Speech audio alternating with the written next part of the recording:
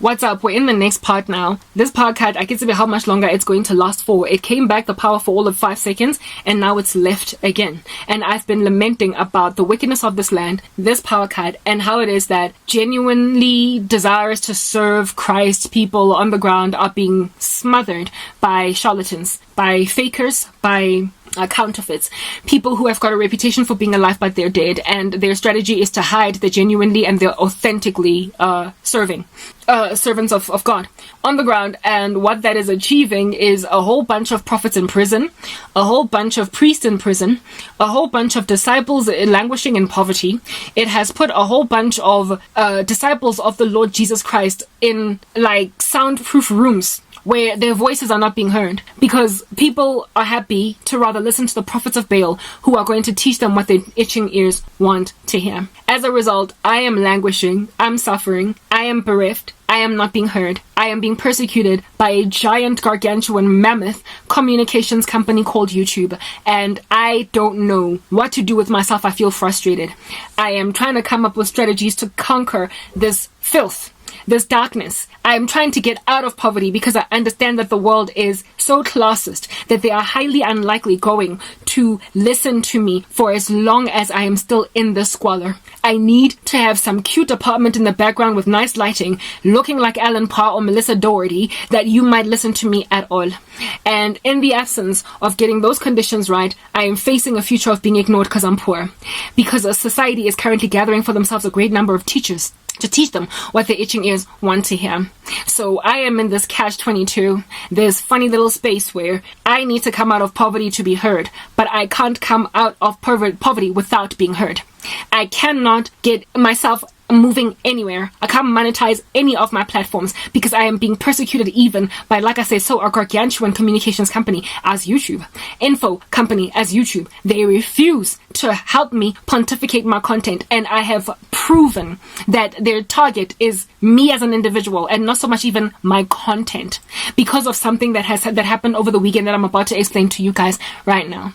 I have had to come up with all different kinds of strategies, to understand, to survive my isolation, my persecution, my Micaiah state, where I am being fed meager portions of bread and water, because I dared prophesy the truth. I am very planny, strategic-y about surviving it. And one of my strategies is to, during, like, power cuts are the worst for me. I'm restricted my resources. I only have a plug-in computer living in a country that can cut power for hours on end in a day.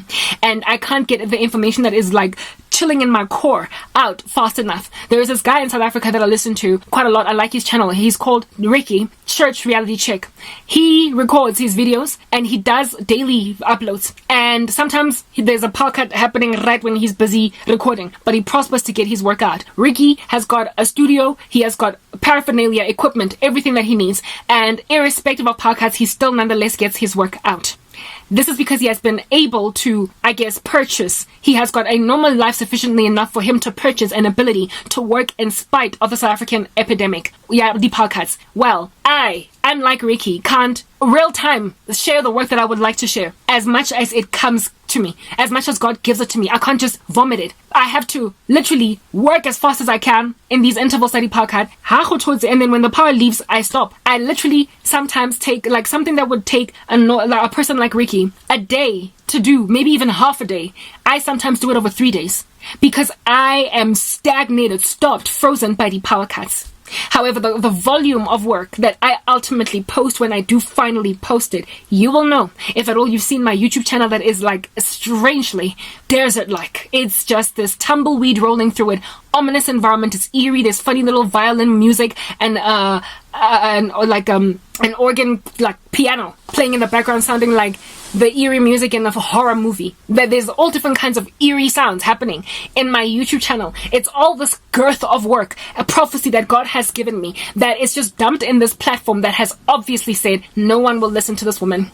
It is weird. And yes, indeed, initially my struggles with my ministry to move ahead were witchcrafty. They were spiritual. But now I am thoroughly aware that a button of sorts has been pressed against me as an individual on YouTube, that I might not go anywhere because other social media platforms are basically kippering. They are calling YouTube out. Because if it was the quality of my work or my content that was worthless for anybody to click on, or even my boring thumbnails, because they're just a still of some like video of mine that I did, because I stopped doing thumbnails. I stopped trying to do any elaborate kind of editing work because it takes up a whole bunch of time, given that YouTube has shadow banned me. They have decided to shadow ban me, and I am a channel with only 600 and something subscribers on one channel. The other channel I've got 500 and something, no, 400 and something subscribers. I've started those new channels only because of the fact that I noticed my one channel getting frozen. As soon as they notice I've started another channel, they freeze it. And there was a time when I could grow in one channel for a season and then it would get frozen because YouTube would notice I've opened a new channel. Now, even new channels I start don't even go anywhere from the get-go. What that tells me has happened is that YouTube has blocked me on an IP level. They have blocked me on an IP level. Like, there is literally somebody at YouTube sitting aware of my life condition so acutely that they thoroughly comprehend, they thoroughly understand that I do not have any other device other than my Mac computer from which to upload content or start channels. I only have one computer and it plugs in. And so they have literally blocked the IP address that is my Mac computer from my content going anywhere. Those are the pieces of the puzzle that I have put together to conclude that YouTube has shadow banned me as an individual. Period. That no channel I start will ever go anywhere.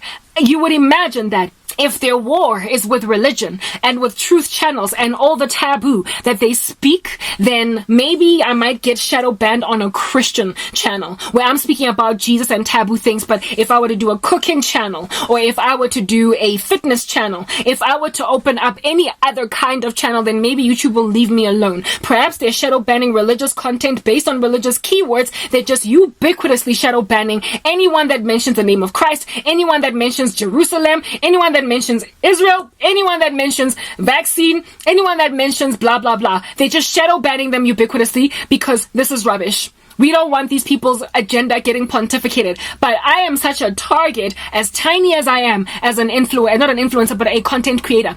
With such a small little channel, it's literally worthless. Like, it's so small that the kinds of channels that get away with a whole bunch of murder, like when you're a small channel, you can get away with copyright issues when you, like, let's take somebody else's music and use it in your channel. They won't notice because you only have 500 views, because you only have 60 views. It's only when you start getting 100,000 views, when you start to go viral, when you start to get 1 million views, that the content creator, upon coming across your channel and realizing, hey, that's my song, then all of a sudden they send a strike to you on YouTube. I am so small that I could use some music in my channel and just get away with it. Get away with it without a strike. That is me. That's how tiny I am on YouTube, and yet they prospered to find me. And so you can understand the power of a child of the living God. And shadow ban, never mind my individual channels. They started out first by shadow banning my individual channels. I had these two channels that they decided to freeze. The first, they froze it. I started a second one. They froze that. The third one, they froze it. And then the fourth channel I started, that one I didn't first get 1 or 2 or 3 or 5 subscribers and then they froze it. No, that one from the get-go, everything I upload on there, 0, 0, 0, 0, 0, 0. And sometimes the situation is so bad, the way that they're looking at me is so bad, that I could be uploading a video, and as soon as I press publish on, let's say, a 10-minute video, as soon as I press publish and I refresh, there is already a dislike. As soon as, literally as soon as, like, you haven't even listened to, hey guys, how you doing? It's Cran K. Today I'm going to speak about this. Just as soon as I press refresh, as soon as I upload it, there is already, how do I know they've pressed a dislike button? The ratio to likes and dislikes on your creator page. It shows you how, if for instance you have gotten 3 likes and 1 dislike, it'll say that you've got 75% likes and 75% likes. But if you have gotten 1 dislike, so if you've gotten 1 dislike and 1 like, it'll say that you've got 50% like. You get a ratio that communicates that to you. There was a time when I uploaded content about the rapture, and I was uploading part 1 to 26 or something, and part 1, 2, 3, as soon as I would publish, I would have a dislike. Ratio is just 0% likes, meaning that somebody has just actively disliked, trying to make sure that even the small number of people that will watch a shadow banned channel don't even propagate it, that it'll go nowhere. Next part.